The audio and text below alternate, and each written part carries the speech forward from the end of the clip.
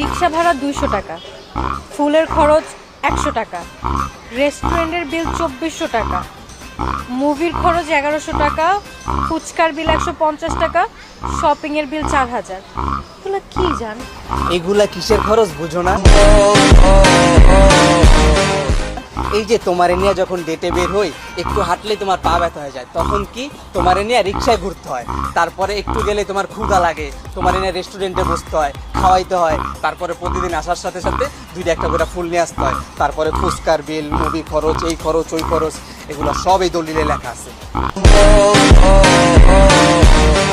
এই ডেটের খরচ তুমি দলিলে কেন লিখছো? এগুলা দলিলে কেন লিখছি? এই যে ডেটে আসলে যে খরচগুলা হয়, এই খরচগুলা কে দেয়? তুমি না আমি? তুমি। তো এই খরচগুলা আমি একা কেন দিব? এটা তো খুব স্বাভাবিক কথা, তাই না? ছেলেরাই তো সব জায়গায় সবসময় বিল পে করবে।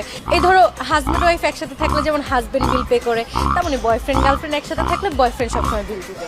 কোন বইয়ের, কোন অধ্যায়ের, কোন পৃষ্ঠায় লেখা আছে যে গার্লফ্রেন্ড নিয়ে ঘুরতে বের হইলে বিল সবসময় বয়ফ্রেন্ডরাই দিব?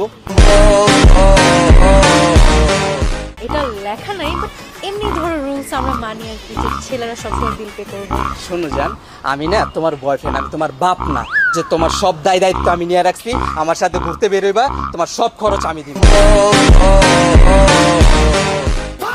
এই রুলস এখন আর চলবে না। এখন থেকে যাবতীয় যা খরচ হবে সব হচ্ছে গিয়ে তুমি দিবা 50, আমি দিব 50। আর ভালো কি আমি তোমার একলা বাসি, তুমি আমারে বাসো না?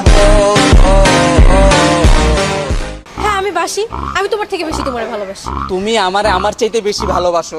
খরচের সময় তো বেশি করো না, বেশি না করো, অর্ধেক তো করতে পারো। তুমি 50 দিতে পারো, আমি 50 দিতে পারি।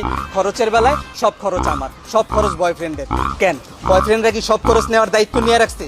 আর বলার সময় তো বলো যে নারী পুরুষ সমান অধিকার। তো প্রেমের বেলায় নারী পুরুষ কেন সমানভাবে খরচ করবে না? আচ্ছা জান, আমি বুঝতে পারছি, তুমি জাস্ট আমায় একটু বুঝায় বলো, তুমি কেন এত অ্যাগ্রেসিভ হয়ে আছো, এমন কেন করতেছো, কি হয়েছে আমার একটু বলো। আমি তো চাই প্রতিদিন তোমার সাথে ডেট করতে, কিন্তু কিভাবে করব? যখনই তোমার সাথে ডেটে বেরোই 8-10 হাজার টাকা খরচ। এই খরচের টাকা জোগাড় করতে যে আমার কি কি করতে হয়, কত কষ্ট করতে হয়, কখনো জিজ্ঞেস করছো যে জান এত টাকা কই পাও? আমি তো হচ্ছে একটা শিক্ষিত বেকার যুবক।